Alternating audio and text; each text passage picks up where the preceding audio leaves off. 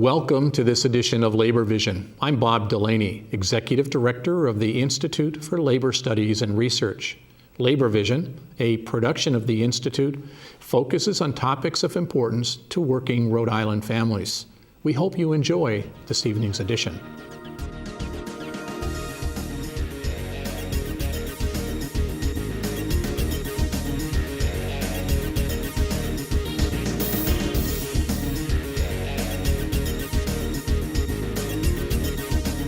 Good evening and welcome to Labor Vision. I'm Jim Riley, your host tonight. On recent programs on Labor Vision, we've been talking about the Block Island Wind Farm, which on December 7th started actually bringing renewable energy to the state of Rhode Island. This is a new program. This is the first program in the United States where we have actual offshore wind turbines spinning and working. The first ones in the United States, 5 of them. There are several all around the waters of Asia and in Europe, but we are first here in Rhode Island, and we're excited to have 2 individuals that were there right from the beginning. The last 2 programs that we did, we had folks who talked about the environmental effects. We had somebody from Deepwater too, as well as George Nee, and then we had actual representatives of unions who did the work on the farm. But now we have 2 individuals, Mike Sabatoni, president of the Rhode Island Building Trades Association, and Scott Duhamel, secretary-treasurer of the Rhode Island Building Trades Association, who were there right from the beginning, and in a sense helped to steer this thing and bring it to where it is today. Tell us about your journey, Michael. Well, good evening, Jim, and thanks for having us. We're happy to have you. And a journey is a very good way to describe it. 2007, I believe, was the first time that we ever even heard about the initiative, which was started by then Governor Carcieri, that invited us to a meeting under a tent in Quonset Point and had the idea of Rhode Island being the first in the nation to invest in state waters, conduct and construct the first offshore wind farm in the United States. And it's kind of fitting. It's 10 years later, and that project has come to fruition through some hurdles, which I'm sure we'll speak about tonight. And today, actually, from what I understand prior to us just coming on the show, is actually generating electricity, not only to Block Island, but excess electricity now through a cable connecting Block Island to the mainland, also delivering renewable clean energy to the power grid in Rhode Island and New England. That's very exciting. You know, it started here. It's Rhode Island. In a sense, we kind of own it. What about your feelings, Brother Duhamel? You've been involved in this right from the start. Well, as Michael said, and I'm glad to be here, Jimmy, talking about this. As Michael said, it was a long and sometimes arduous journey. And when the developers, Deepwater, first came to us, they asked us to partner with them. And we asked one thing from them, that we have local people go to work. And over all the lengthy process, which included many public hearings, many talks to elected officials, guiding this again and again, making coalition partners, bringing people on board who were against it.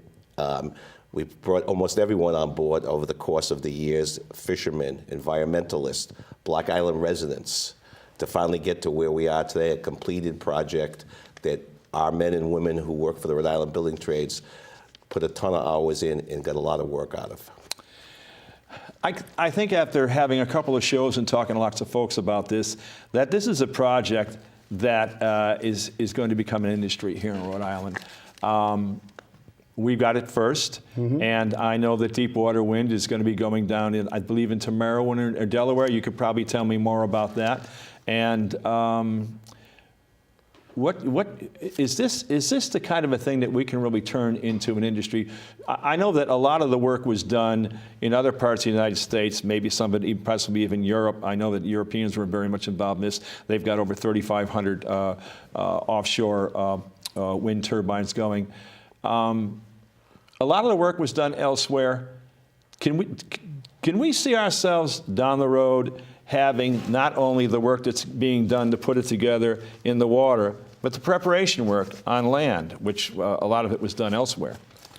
Well, this was never about putting 5 turbines in a fairly small-scale project off Block Island. This was always the intention of the building trades our legislative leaders, as well as then Governor Carcieri through Governor Chafee, and then now Governor Raimondo, to use this as a demonstration that the United States and the state of Rhode Island was serious about this industry, to now attract European companies and some United States companies that have bought some European companies such as GE to create an industry here in Rhode Island. And I've got a saying, and I've attended a few wind conferences the last couple of years, one in Boston last year, most recently this year in Warwick, that there's 300-400 companies, big, large firms that are looking at where this industry is going to go. And it's not a matter of if,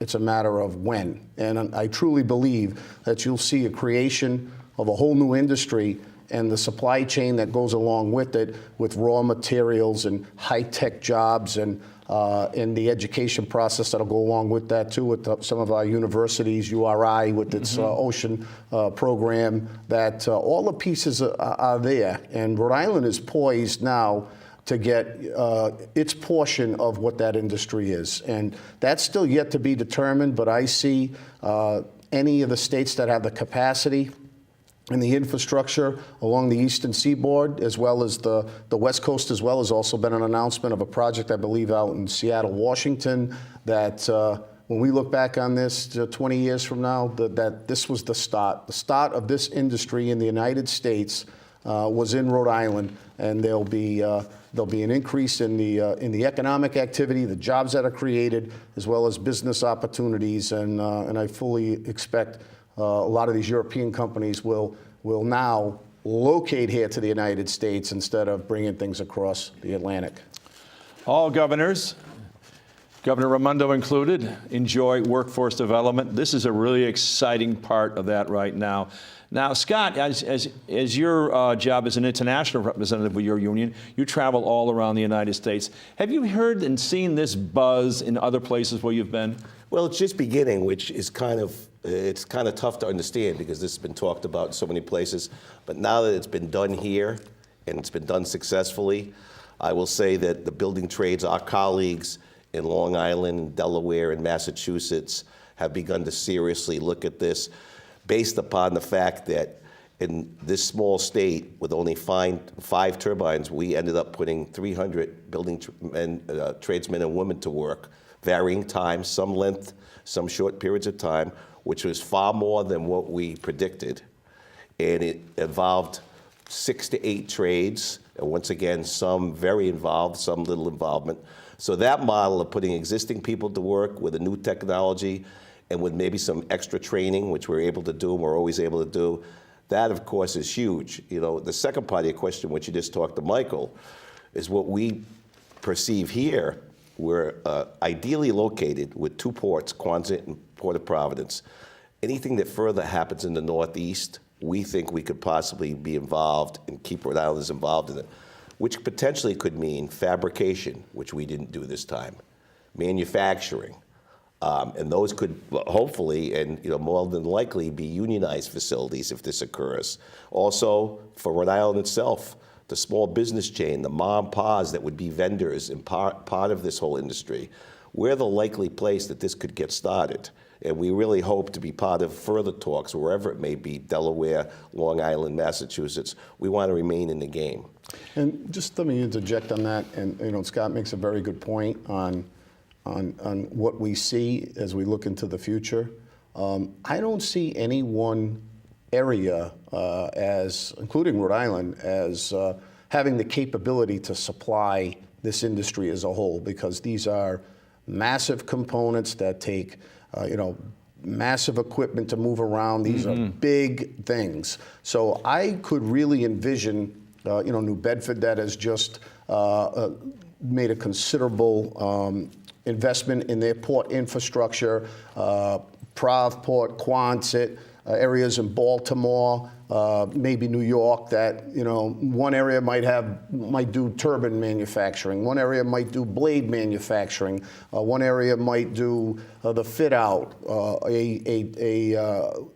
These things are so big that I think that there'll be enough to go around that. Every place that is capable and has the infrastructure will be able to participate in this supply chain. Now, what goes where still is the unknown, as we got a proverbial blank canvas. But as I see the industry unfolding, I see that happening both on the East Coast and the West Coast, where the capability to support these projects, and they're going to need a lot of support, again, because these components are extremely big, that there'll be a lot to go around to a lot of communities. So it will not only stimulate Rhode Island and New England, but it'll be spread around pretty decently. Great work, fellas. This has been an exciting project from beginning to end, and it's going to make renewable clean energy for not only us in Rhode Island, but in southeastern Massachusetts, and as it works its way all around the country. Congratulations. Thank you. Great Thanks work. for having us. Thank you, Jimmy. All the best. And thank you for watching Labor Vision. We'll see you next time.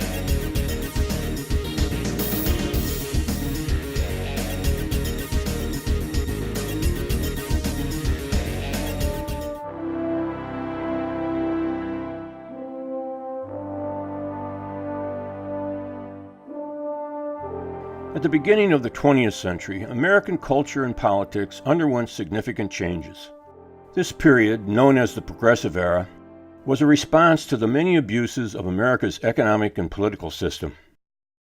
Increasing public awareness of the abuses was brought about by a collection of crusading writers now known as the muckrakers.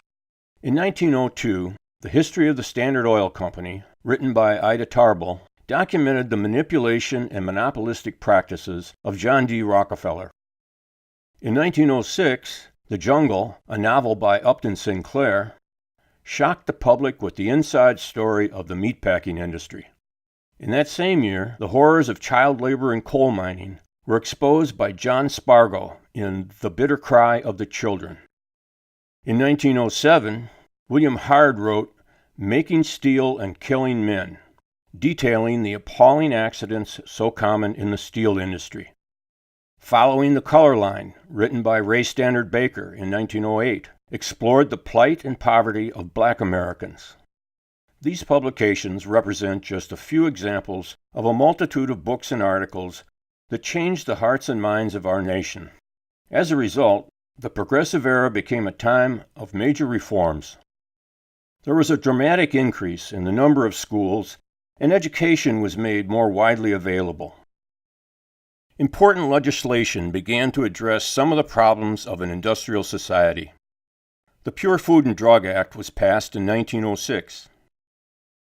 Many states established workmen's compensation systems, providing wage replacement and medical coverage to workers injured on the job, as well as minimum wage and maximum hour laws for women and children. Other significant legislation included the creation of the Federal Reserve System in 1913, the Federal Trade Commission in 1914, and passage of the Clayton Antitrust Act in that same year. Constitutional amendments provided for the direct election of senators and, after decades of struggle, gave women the right to vote. Despite these many positive developments, workers continued to experience tragedy and violence. The garment industry in particular was notorious for long hours and low pay. In 1909, 20,000 garment employees went on strike.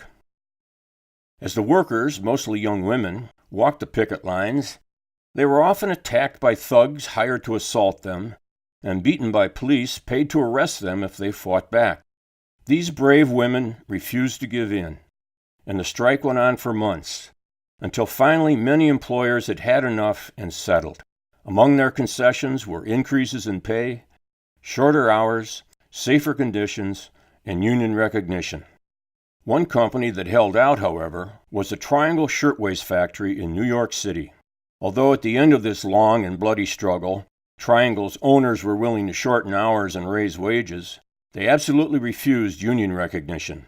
Their employees, broke and desperate, returned to work under the previous conditions, and this would prove disastrous. The factory occupied the top 3 floors of a 10-story building. None of the safety concerns that the employees fought for had been addressed. There were no sprinklers, the fire escape was inadequate, and one of the doors to the stairs was kept locked because the owners were afraid the workers would steal from them. On Saturday, March 25th, 1911, a fire started on the 8th floor and spread very quickly. Many employees were able to escape, but when the exits became impassable, over 100 workers were trapped.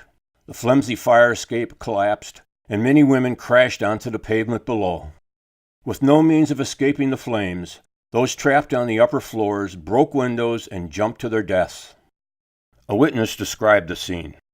Quote, "Horrified and helpless, the crowd saw girl after girl appear at the reddened windows, pause for a terrified moment, and then leap to the pavement below, to land as mangled, bloody pulp."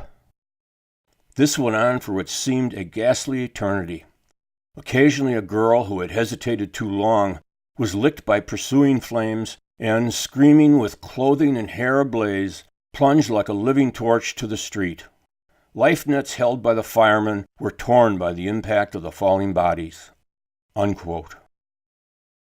146 people were killed in the fire. Although brought to trial, the owners were acquitted because there was no proof that they had ordered the door locked. This tragedy caused a reaction that the deaths of countless other workers had never before provoked. It began the long, slow process of workplace safety reform and passage of laws regulating labor and safety conditions in New York State. In contrast to the conservative approach of the leadership of the American Federation of Labor, other labor leaders did embrace radicalism. In 1905, Eugene Debs joined Bill Haywood of the Western Federation of Miners and Daniel De Leon of the Socialist Labor Party in founding the Industrial Workers of the World, the IWW, often referred to as the Wobblies. Their purpose was to organize all the workers of the world into one big union to take control of production and to establish a new society. Unlike the AFL, the IWW included women and minorities. As an example, the IWW Longshoremen's Local in Philadelphia was led by a black man, Ben Fletcher, and a majority of the members of this local were black. In the early 1900s, workers in the textile industry were mostly young immigrant women. Wages were so low that people subsisted on bread and beans and lived with several families sharing crowded tenements. A new labor law in Massachusetts went into effect in 1912, reducing the work week from 56 to 54 hours for women and children. When the owners of the mills implemented corresponding wage cuts, textile workers in Lawrence walked out. The IWW had been trying to organize the textile workers and stepped in to lead the strike. When a striker was shot and killed, possibly by the police, IWW leaders Joseph Ettore and Arturo Giovinazzi were arrested and charged as accomplices to murder. Martial law was imposed and the militia was sent into Lawrence. Bill Haywood and Elizabeth Gurley Flynn were brought in to take over leadership for the IWW. The impoverished workers could not survive on strike for long, so the IWW raised money in other textile towns and set up soup kitchens and relief efforts to sustain the strike. The children of the striking workers were sent to the homes of supporters in other cities, and this proved to be a pivotal move. When the first trainload of children arrived in New York City, they were greeted by thousands of supporters. Newspapers around the nation wrote compassionate accounts of the strike waifs. Lawrence city leaders were enraged. No more children were to leave. As another group was about to board trains to Philadelphia, police stepped in and began clubbing mothers and children and hauling them away. The national press was on hand to photograph, and the brutality led to editorials in newspapers across the country expressing shock and horror at the violence. Congress began an investigation into the situation in Lawrence. With the public now sympathetic to the cause of the strikers, the companies gave in and agreed to settle. Many of the workers' demands were met in Lawrence and other textile towns where owners wanted to avoid strikes and conflicts. The IWW became labor's brightest star. While important advances were made during the Progressive Era, it was still a time of great difficulty for unions. The coal mining industry is the clearest example of the dangers and violence working families faced. Between the years 1890 and 1917, over 26,000 miners were killed in mine disasters, and many more were seriously injured. In 1914, tensions during a strike organized by the United Mine Workers against Rockefeller's Colorado Fuel and Iron Company came to a head outside the town of Ludlow. The miners wanted higher wages, but also increased safety. In the previous year, 110 men died in mining accidents in the state of Colorado. The striking miners had been evicted from the company town and were living in a tent city. Agents and militia hired by the mine owners had fired shots into the tents, so the miners dug pits under the tents to protect their families. On the morning of April 20th, the militia installed a machine gun directly overlooking the tent city. Fearing for the safety of their families, armed miners moved to outflank the troops, and a battle erupted. During the fighting, most of the families left the tents, but not all.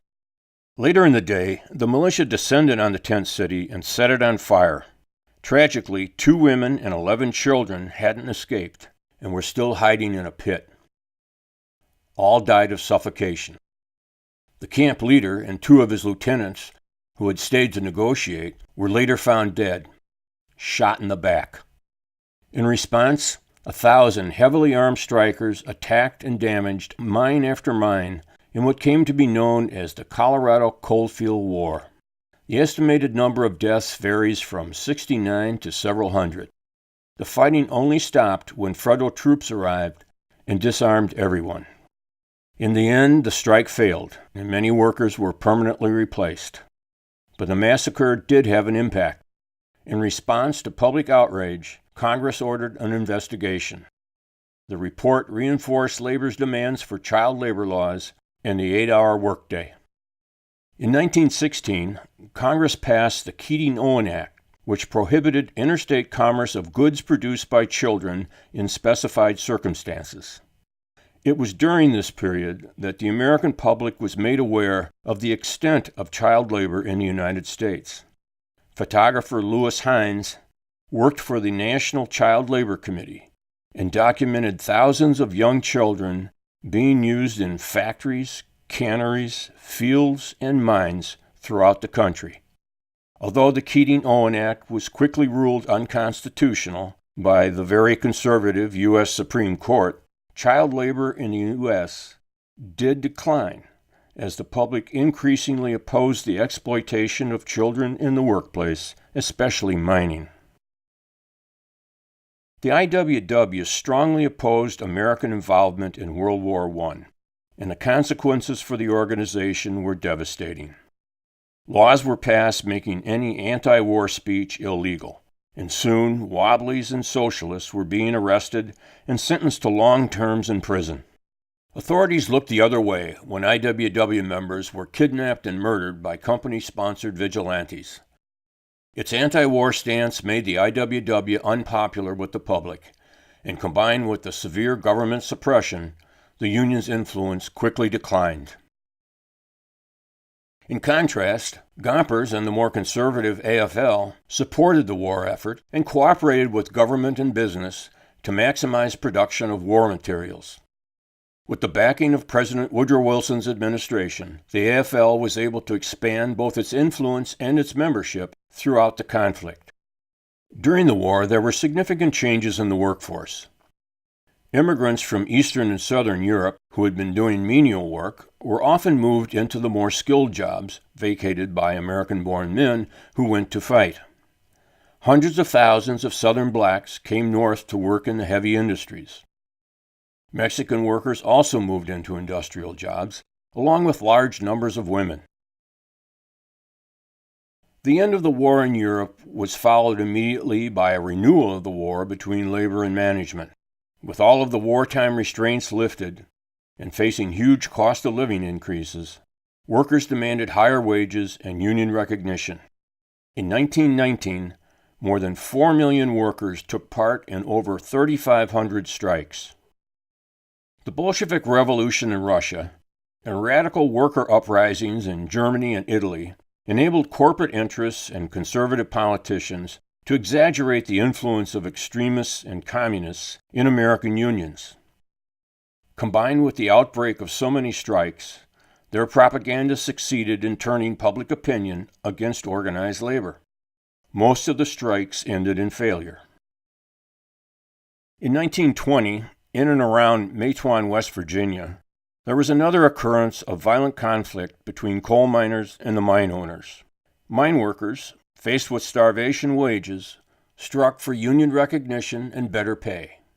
The owners imported replacement workers, and the miners attacked the reopened mines. Martial law was imposed. A series of provocations and shootouts culminated in the infamous Battle of Blair Mountain. For almost a week, the miners fought with a company-sponsored militia, even facing aerial bombings and the use of gas. Peace was only restored when federal troops arrived. Dozens of miners and militiamen were killed or wounded in the fighting. The conflict was a resounding defeat for the Union, both in West Virginia and elsewhere. The violence, in combination with a nationwide glut in coal supply, resulted in United Mine Workers membership dropping drastically. The next decade, sometimes called the Roaring Twenties, was a difficult time for unions in the United States. The economy boomed, and prosperity spread to include even many working people. Consumers were able to buy mass-produced items, including automobiles and radios. Broadcasting and mass marketing created a new cultural reality in America, in which public opinion was often guided by the media, which of course was dominated by big corporations. The election of 3 Republican presidents in succession, along with conservative Republican control of Congress for most of the 1920s, put the federal government firmly on the side of corporations and owners in regard to labor matters. The use of injunctions against union activity increased, and some unions were fined nearly into bankruptcy. Anti-union policies by business and government, combined with the belief among some workers that they no longer needed to organize for higher wages, led to a serious decline in union influence. Between 1921 and 1924, union membership dropped by more than 1 million and remained flat the rest of the decade.